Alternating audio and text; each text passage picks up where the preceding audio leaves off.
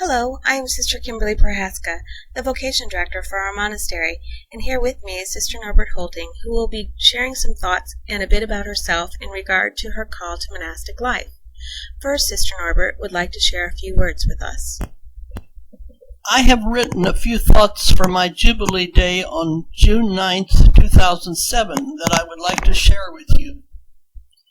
Today is Jubilee Day, the celebration of 75 years of my profession as a member of St. Scholastica Monastery, and it is a time to be grateful for God's love and care, a time to reminisce about what brought me here and to this day. As a child, the devotion of the Benedictine sisters who taught and ministered in Holy Family Parish in Nazareth, Texas, made an impression on me, as they did on many other young women. When Sister Germaine spoke with me about joining the community, she awakened in me a desire that after time took root. With God's grace, the prayers and support of my family, and the many wonderful women of this community who have shown me what it is to be a Benedictine monastic, I have reached this day. I am truly grateful for all who have helped me, especially the sisters here with whom I have prayed, worked, played, and struggled in difficult times as well as good times. Thank you, Sister Norbert. I would like to ask a few questions of you. I understand that you were born and raised in Nazareth, Texas, and that you entered the monastery at the tender age of 14.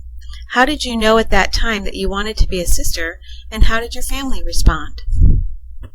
That's a difficult question.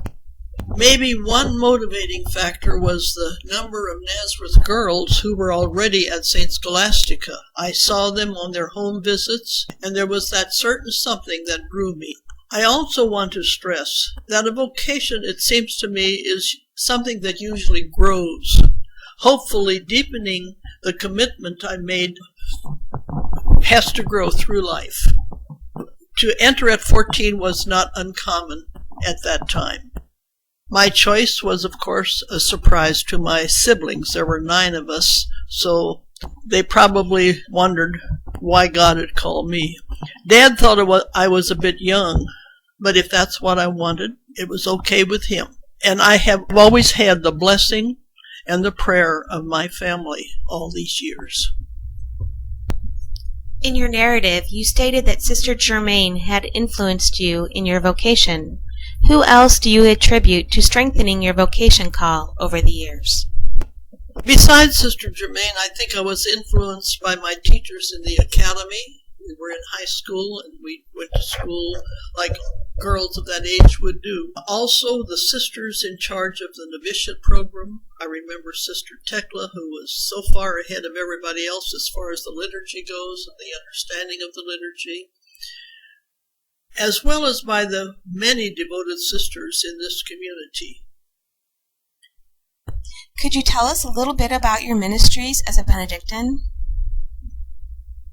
Teaching was, of course, probably the most important ministry, although I did a wide variety of work. I received a BA degree from Mount Mercy in Pittsburgh, Pennsylvania, and an MA in theology from Notre Dame University.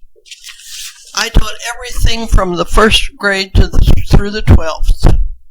I worked and taught in the diaconate program. I taught novitiate classes. For 2 years, I spent time at St. Michael's Indian School with the Sisters of the Blessed Sacrament. I worked at the Newman Center at the University of Arkansas from 67 to 74. I was prioress from 77 to 81, 12 years at St. Joseph's in North Little Rock. Everywhere I went, I guess I worked in the music ministry, and I'm still teaching in formation. Many young women today are seeking the possibility of a religious vocation such as yours. What would you like to tell them? To any young woman who wonders about the possibility of God's call to this way of life, I say, Listen prayerfully to what you hear and feel. Don't write off the possibility of a call to this life too quickly. I would say to you, come and see. Visit us and find out what it is that gives life, love, and joy to the members.